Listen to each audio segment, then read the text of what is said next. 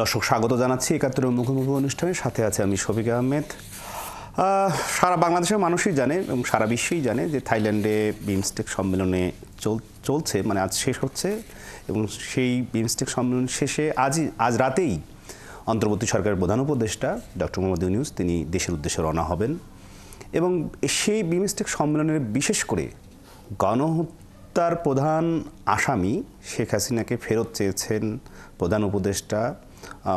ভারতের প্রধানমন্ত্রী নরেন্দ্র মোদীর সাথে তার বৈঠক হয়েছে। সেই বৈঠকের বিষয়ে বিমস্টেক সম্মেলনের আরও আদ্যপান্ত বিষয়ে আমরা জানব এবং একই সাথে আমরা এই ৭১ মুখোমুখি অনুষ্ঠান শুরুর বেশ কিছুক্ষণ আগেই আমরা জেনেছি যে প্রধান উপদেষ্টার অন্যতম আমরা বলতে পারি যে অন্তর্বর্তী সরকারের যিনি হাই রিপ্রেজেন্টেটিভ ডক্টর খলিলুর রহমানকে মিয়ানমারের পক্ষ থেকে নিশ্চিত করা হয়েছে যে ১,৮০,০০০ রোহিঙ্গা প্রথম ধাপে তাদের নিজ বাসভূমে তারা ফেরত যাবেন। একই সাথে আমরা চলমান রাজনৈতিক পরিস্থিতি, সংস্কার, সংসদ নির্বাচন এবং স্থানীয় নির্বাচন সহ আমরা আরও অনেকগুলো বিষয় আলোচনা করব, কিন্তু সেই আলোচনাগুলোয় অংশ নিতে ৭১ স্টুডিওতে আজ উপস্থিত আছেন প্রধান উপদেষ্টার সিনিয়র সহকারী প্রেস সচিব ফয়েজ আহমেদ। আপনাকে স্বাগত জানাচ্ছি। এবং একই সাথে নতুন রাজনৈতিক দল হলেও তারা মূলত বাংলাদেশে এরই মধ্যে সাধারণ মানুষের মধ্যে তারা ব্যাপক প্রভাব ফেলেছে। সেই জাতীয় নাগরিক পার্টির সিনিয়র যুগ্ম আহ্বায়ক সামান্তা শারমিন, আপনাকে স্বাগত জানাচ্ছি। শুরুতেই আলোচনায় আমরা আসতে চাই ফয়েজ আপনার কাছে, যেহেতু আপনি প্রধান উপদেষ্টার সিনিয়র সহকারী প্রেস সচিব হিসেবে অর্থাৎ সরকারের মুখপাত্র হিসেবে কাজ করছেন অন্তর্বর্তী সরকারের প্রধান উপদেষ্টার। এই যে মিয়ানমার তারা বলছে যে ১,৮০,০০০ রোহিঙ্গা ফেরত নেবে, এই তালিকা বা এটা আসলে কীভাবে প্রক্রিয়াটা হবে কিভাবে? জি, আপনাকে ধন্যবাদ। সামান্তকে শুভেচ্ছা, যারা দর্শক শুনছেন তাদেরকে শুভেচ্ছা জানাচ্ছি। দেখুন, একটু যদি আমি ব্যাকগ্রাউন্ড থেকে আসি, আমাদের রোহিঙ্গা ইস্যুটা বাংলাদেশের জন্য একটি অত্যন্ত গুরুত্বপূর্ণ এবং এটা বেশ, আপনি যদি বলেন আমাদের বাংলাদেশের ঘাড়ে একটা বড় ধরনের বোঝা, সেটা দীর্ঘদিন থেকে আলোচনা হচ্ছিল। এই রোহিঙ্গাদেরকে বাংলাদেশে আশ্রয় দেয়া এবং রোহিঙ্গাদেরকে নিয়ে যত যা হয়েছে গত ১৫ বছরের যেই স্বৈরাচারী হাসিনা সরকারের সময়, সে সময় আপনারা যদি খেয়াল করে দেখবেন যে এখানে তার একটি রাজনৈতিক উদ্দেশ্য ছিল। শেখ হাসিনা এই রোহিঙ্গা ইস্যু দিয়ে নোবেল পুরস্কার সহ নানানভাবে বিশ্বের কাছে নিজেকে সমাদৃত করার নানান চেষ্টা করেছেন, কিন্তু সেই চেষ্টায় যখন তিনি ব্যর্থ হয়েছেন, তিনি এই রোহিঙ্গাদেরকে যদি আমি খুব সরাসরি বলি তাহলে সারা পৃথিবীর কাছে সন্ত্রাসী হিসেবে পরিচয় করে দেওয়ার এক ধরনের প্রবণতা তার মধ্যে শেষ সময় দেখা গেছে। আওয়ামী লীগ সরকারের যে কূটনৈতিক চরম ব্যর্থতা, সেই ব্যর্থতার কারণে রোহিঙ্গা ইস্যুটাই টোটালি আমরা যদি দেখি গ্লোবাল যে ফোকাস, সেই ফোকাসের বাইরে চলে গিয়েছিল।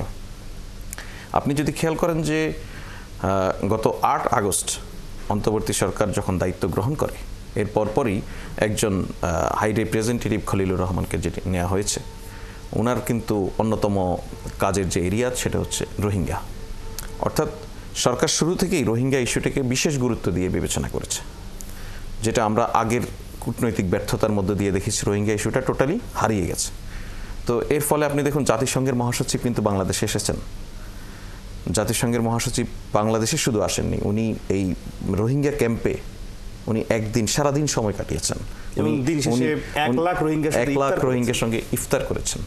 সেখানে যেই বিষয়টা সবচেয়ে গুরুত্ব সহকারে আলোচনা হয়েছে যে রোহিঙ্গারা বাংলাদেশে আছে, আপনি যদি তাদের বাস্তবতা বিবেচনা করেন, আমাদের এখানে রোহিঙ্গারা আমাদের এখানে আশ্রয় নিয়ে আছে। এই রোহিঙ্গারা কিন্তু মিয়ানমারের রাখাইনে তাদের নিজেদের পরিবার ছিল, তাদের সেখানে প্রতিপত্তি ছিল, তারা কেউ ওখানকার চেয়ারম্যান, গ্রামের ইউনিয়নের চেয়ারম্যান, কেউ গ্রামের মেম্বার, সেখানে অনেক শিক্ষক, অনেক প্রভাবশালী ব্যবসায়ী, অনেক লোক আছেন। কিন্তু এখানে আসার পরে কি হলো, এখানে আমরা সবাই তাদেরকে এক ধরনের করুণার দৃষ্টিতে দেখতে হলো, সারা দুনিয়া তাদেরকে করুণার দৃষ্টি। তো তারা তো আসলে করুণা নিয়ে বাঁচতে চায় না। সে জায়গায় প্রফেসর ইউনূস রোহিঙ্গাদেরকে যে কথাটি বলেছেন যে আগামী ঈদ যেন রোহিঙ্গা শরণার্থীরা যারা এখানে আশ্রয় নিয়ে আছেন, তারা তাদের নিজ বাড়িতে গিয়ে করতে পারেন, তারা যেন তাদের আত্মীয় স্বজনের কবর জিয়ারত করতে পারেন, সে লক্ষ্যে সরকার কাজ করবে। যদি তারই ধারাবাহিকতায় বলেন, আজকে প্রধান উপদেষ্টা বিমস্টেকে অবস্থান করছেন, ইতিমধ্যে উনি সেখান থেকে রওনা দিয়েছেন, সম্মেলন শেষ হয়েছে, বাংলাদেশে আসবেন। কিন্তু এর মধ্যেই আমরা একটি বলা যায় একটা সুখবর জানতে পারলাম, সেটা হচ্ছে ১,৮০,০০০ রোহিঙ্গা খুব দ্রুতই তাদের দেশে ফেরত নেওয়ার বিষয়ে মিয়ানমার অথরিটি সম্মত হয়েছে। ইভেন আরও 5 লাখ রোহিঙ্গার তথ্য যাচাই বাছাইয়ের বিষয়ে তারা দ্রুত শেষ করার বিষয়ে তারা প্রতিশ্রুতি দিয়েছে। এটা একটা আমরা বলতে পারি রোহিঙ্গা প্রত্যাবাসনের যে দীর্ঘদিনের আলোচনা, সেটার একটা অত্যন্ত ইতিবাচক এবং আশানুরূপ আমরা একটা সাড়া পাচ্ছি। এর মধ্যে দিয়ে যদি বাংলাদেশ থেকে রোহিঙ্গাদেরকে তাদের দেশে পাঠানো যতটা না বাংলাদেশের বোঝা কমা, তার চেয়ে যদি আপনি মানবিক দৃষ্টিভঙ্গি থেকে দেখেন, তাদের নিজ বাড়িতে তাদেরকে অবস্থান করে দেওয়ার সুযোগ করে দেওয়া, এটা একটা সারা দুনিয়ার জন্য একটা বড় দৃষ্টান্ত তৈরি করবে। সুতরাং আশা করা যাচ্ছে এটা একটা ভালো ফল পাবে এবং রোহিঙ্গারাও এক ধরনের নিজেদের মধ্যে আশার সঞ্চার হবে। তাদের সেখানে আপনি জানেন মিয়ানমারের রাখাইনে সহ আরও নানান অঞ্চলে এক ধরনের যুদ্ধাবস্থা চলছে, সেখানে নানান সংকট আছে। এর মধ্যেও এই যে রোহিঙ্গা প্রত্যাবাসন বিষয়ক যে একটা ইতিবাচক আলোচনা, এটা আসলে অনেক দ্রুতই অগ্রগতি হচ্ছে বলে মনে হচ্ছে। এখন দেখা যাক বাকি সময়টা এটা কীভাবে হ্যান্ডেল করা যায়, তাদেরকে কীভাবে। ইন দ্য মিন টাইম কিন্তু মিয়ানমারের সরকার যেই রোহিঙ্গাদের ফেরত নেওয়ার বিষয়ে সম্মত হয়েছে, তাদের কোথায় বাড়ি ছিল, কোথায় ঘর ছিল, তাদের জমি জমা, এই সমস্ত সব বিষয়ে কিন্তু স্ক্রুটিনি সম্পন্ন করেছে, শনাক্তকরণ এটা অলরেডি শনাক্ত হয়ে গেছে। আসবো আপনার কাছে আলোচনায়।